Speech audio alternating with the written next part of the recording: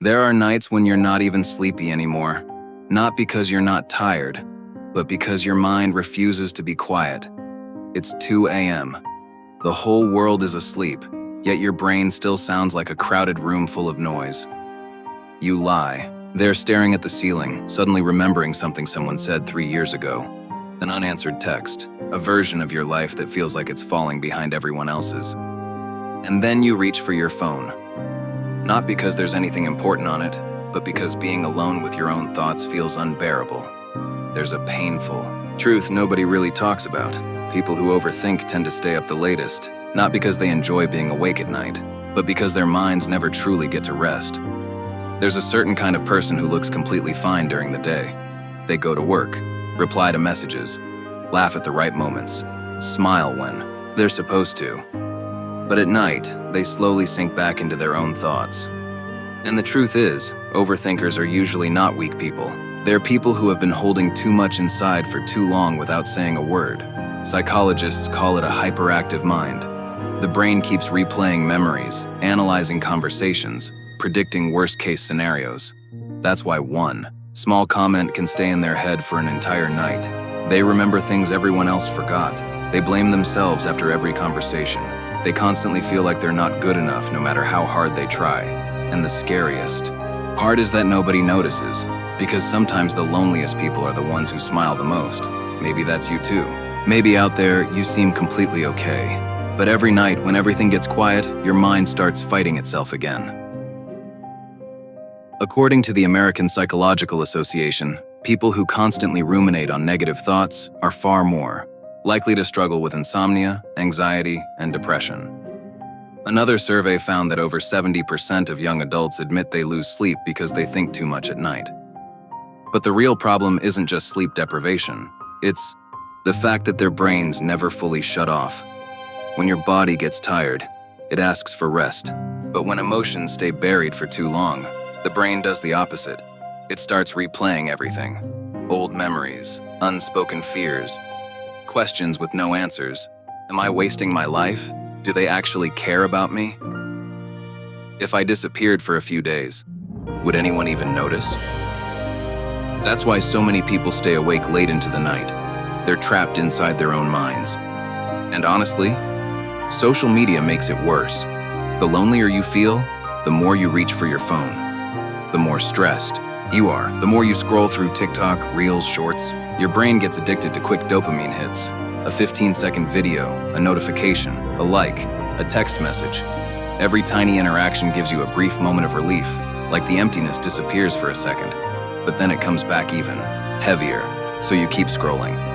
2 in the morning turns into 3, 3 turns into 4. Not because you don't want to sleep, but because you're trying to escape your own emotions. There's also a certain type of person who's more likely to become an overthinker. Usually it's someone who grew up feeling unheard. People who were taught things like, don't bother anyone, don't be weak, deal with it yourself.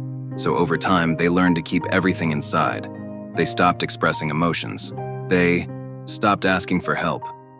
They became the kind of person who silently carries everything alone. Psychologists call this internalizing emotions. Instead of releasing pain outwardly, they bury it deep inside themselves. They don't cry in front of people. They don't admit they're exhausted. They don't tell anyone how overwhelmed they really are. They analyze everything internally. They self-heal. They self-destruct quietly. They force themselves to stay strong until one day their minds simply stop knowing how to rest. That's why some people stay up late doing absolutely nothing. No studying, no working, no texting anyone. Just sitting alone in the dark, listening to sad music, staring at the glow of their phone, thinking about things they've never said out loud to another human being. And the heartbreaking part is that the people who seem the most okay are often the ones falling apart the most inside. They don't want to be negative. They're just exhausted from carrying everything for too long. Sometimes they don't even need advice. They just need someone who can genuinely hear them say, I'm tired. Do you know what the worst part of overthinking really is? It's not the insomnia, not even the anxiety. It's when you start living more inside your head than in real life. You reread old messages trying to analyze someone's tone. You replay conversations over and over because of one strange look. You create imaginary conversations that never even happened, then somehow still end up hurting yourself because of them. Psychologists call this rumination. The brain repeats negative thoughts over and over in an attempt to gain control. But the more you think, the more trapped you become. That's why overthinkers are always mentally exhausted even when they've barely done anything all day. Their minds never stop running. And honestly, the saddest part is that the other person probably forgot about it a long time ago. They forgot what they said. They forgot the look they gave you. They forgot the conversation entirely. But you stayed there emotionally. There are nights when you stare at the ceiling wondering if someone secretly hates you, if you said something wrong, if maybe you're just too sensitive. Then your mind creates hundreds of terrible endings for situations that haven't even happened yet. Overthinking feels like living in a room where the lights never turn off. Your brain is constantly alert, constantly preparing for loss, constantly afraid something will disappear. And sometimes the thing exhausting you the most isn't life itself. It's the voice in your head that never goes quiet. I once heard someone say something that stuck with me. I'm not afraid of being alone. I'm afraid of nighttime. During the day, he seemed completely fine.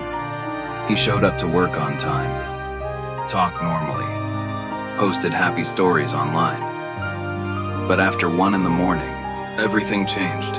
He would play soft music, turn off all the lights, sit by the window staring at the city, thinking about money problems, family pressure, confusing relationships, and the constant feeling that he was failing at life. Some nights he stayed awake until 5 a.m. Not because he had work to do, but because his brain wouldn't allow him to rest. And the scariest part was that the next morning he still had to wake up and pretend he was okay.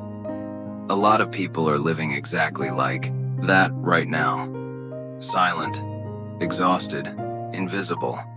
And overthinking doesn't always come from thinking too much. Sometimes it comes from feeling too much. You notice tiny shifts in people's behavior. You remember details nobody else remembers.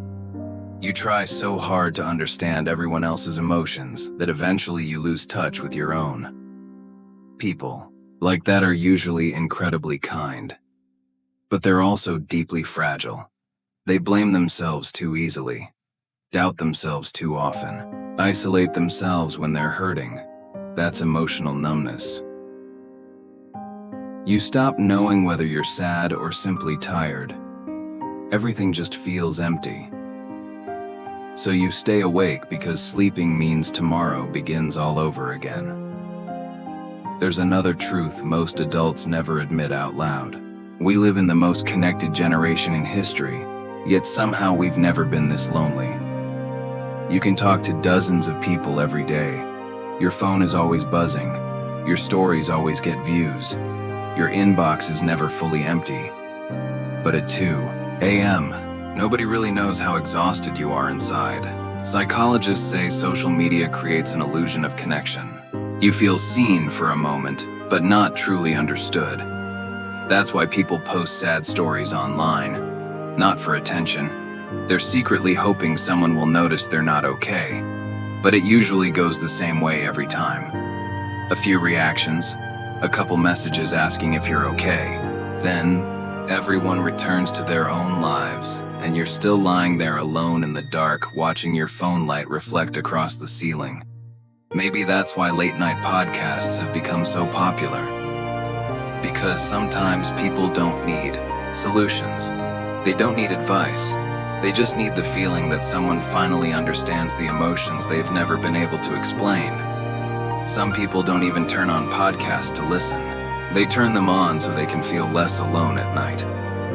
And if you're hearing this late at night, maybe deep down you've been wanting someone to understand you too. If you're still awake right now, then maybe you're already exhausted. Exhausted from overthinking. Exhausted from pretending you're okay. Exhausted from trying to heal silently by yourself. But please remember this. Thinking deeply doesn't mean you're weak. It usually means you've been carrying too much alone for too long, and maybe you can't stop overthinking overnight. The brain doesn't heal that fast. But at the very least, stop hating yourself for feeling too much. Stop calling yourself difficult just because you need love and reassurance sometimes. Stop thinking you're strange for lying awake at 3 a.m., questioning your life. There are so many people out there who feel exactly the same way. They just never say it out loud. Maybe one day you'll sleep earlier. Maybe you'll stop replaying the past. Maybe you'll stop reaching for your phone at 3 in the morning trying to fill some invisible emptiness inside you. Maybe one day your mind will finally stop fighting itself. But until that day comes, slow down a little. Drink some water. Listen to softer music. Go outside more often. And please stop trying to carry everything alone. Because sometimes healing doesn't come from time. Sometimes it comes from finally feeling understood. And if nobody asked you today whether you're really okay, then let me ask you now. Lately, have you actually been okay?